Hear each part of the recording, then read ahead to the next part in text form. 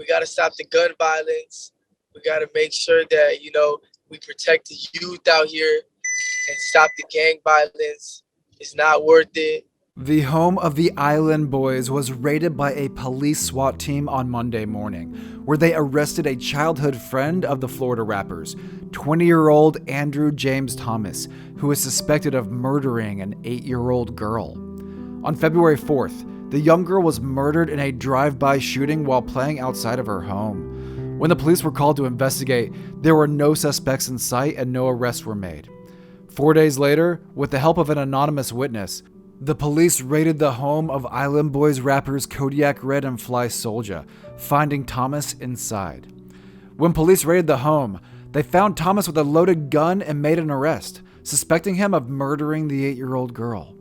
According to the Island Boys manager, Thomas is a childhood friend of the boys. He had been crashing on their couch for a few days at the time of the raid.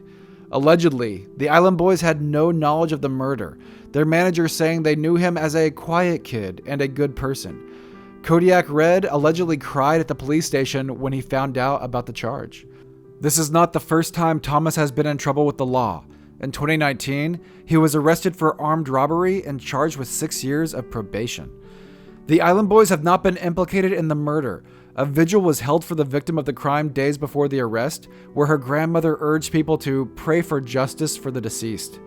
In a statement to TMZ following the raid, Fly Soulja sends his condolences to the family, calling the whole thing a tragedy and speaking out against gun violence, saying, "We have to protect the youth and stop the gang violence."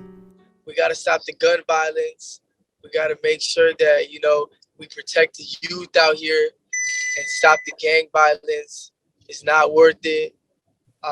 We need to be good citizens out here, and we need to guide the youth to be better individuals so bad things like this don't ever happen. After being asked by a reporter about what he's going to do to help stop gun violence, Fly Soulja said he wants to speak out against it online and show people it's not worth it, highlighting the importance of positivity over negativity.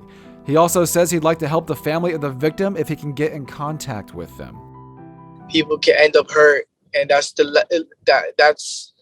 least thing we want to happen, because it's only getting worse, and we got to find a way how to stop it. We need positivity, no negativity. I would definitely help the family if I got in contact with them, and I don't see why not. The story inspired reactions across the web, many shocked about the news and others defaulting to jokes, a typical reaction to any news involving the Island Boys.